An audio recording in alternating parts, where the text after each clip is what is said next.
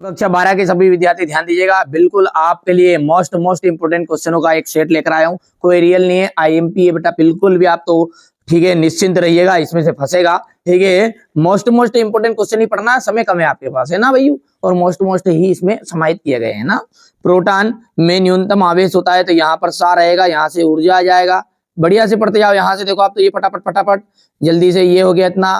ठीक है मेरे भाई, ये यहाँ पर देख सकते हैं आप, तो ये हो गया इतना यहाँ तक।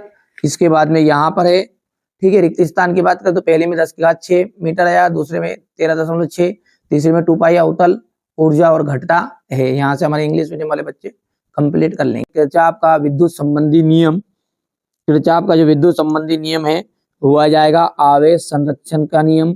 लॉरेंज बल की हम बात करें तो QV sin थीटा आ जाएगा। दृश्य प्रकाश जो तीसरा है, इसका आ जाएगा आपका न्यूटन। और गामा किरणें का जाएगा हेनरी बेकेरल, तो ये हो जाएगा आपका चौथा। और पांचवा है ट्रांसफार्मर का अन्य जाएगा अन्योन्य प्रेरण। छठा जो है प्रेरित विद्युत वाहक बल का जाएगा d∅/dt। अन्योन्य प्रेरण प्रेरित विद्युत वाहक बल का जाएगा d∅/dt। चलिए आगे बढ़ते हैं। सही जोड़ी के बाद में ये आपकी यहाँ से सही जोड़ी आ जाएगी। ये यहाँ पर अपन यदि ये बात करें 1 किलोवाट घंटा का जूल में क्या संबंध है, तो यह जाएगा आपका 3.6 × 10⁶ जूल। विशिष्ट प्रतिरोध का एसआई मात्रक क्या है, ओम × मीटर है। किसी लेंस की क्षमता धनात्मक होती है तो उत्तल लेंस की, और ऋणावेश से धनावेश की और होगा विद्युत ध्रुवों की दिशा।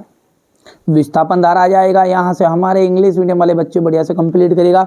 आप तो देखो अच्छे से कंप्लीट करो, किसी के बहकावे मत आओ, 1 रुपया शुल्क मत दो, फ्री में कोई चीज़ मिल रही तो लो।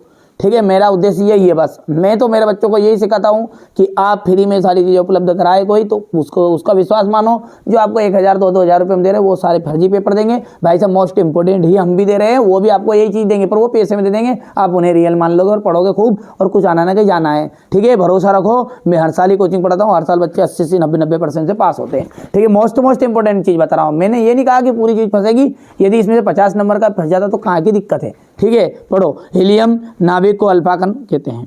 हाइड्रोजन बम की कार्यविधि नाभिक की विखंडन पर आधारित होती है, असत्य है।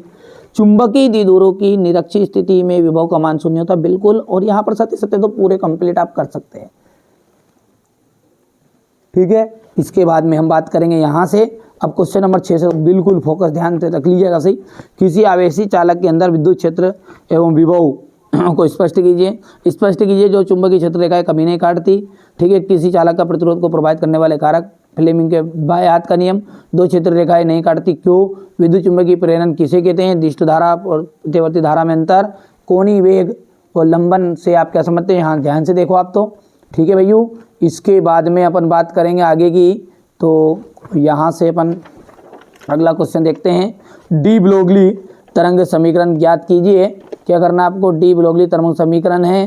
ठीक है भैया, यहाँ पर इसके बाद में ये आ जाएगा बोर का सिद्धांत आ जाएगा। अल्फा कणों के प्रकीर्णन में स्वर्ण पत्र ही क्यों लिया जाता है? विद्युत ध्रुव से आप क्या समझते हैं? निरक्षीय स्थिति में किसी विद्युत क्षेत्र की तीव्रता के लिए व्यंजक ज्ञात कीजिए। ये आपका क्वेश्चन नंबर 14 है, बढ़िया से कंप्लीट करिएगा। ये क्वेश्चन नंबर 15, यहाँ पर देखिए आप तो क्वेश्चन नंबर 16 है। 17 ये अथवा वाला आ जाएगा, और ये क्वेश्चन नंबर 18 है आपका। ध्यान से देखिए आप तो, है ना भैया।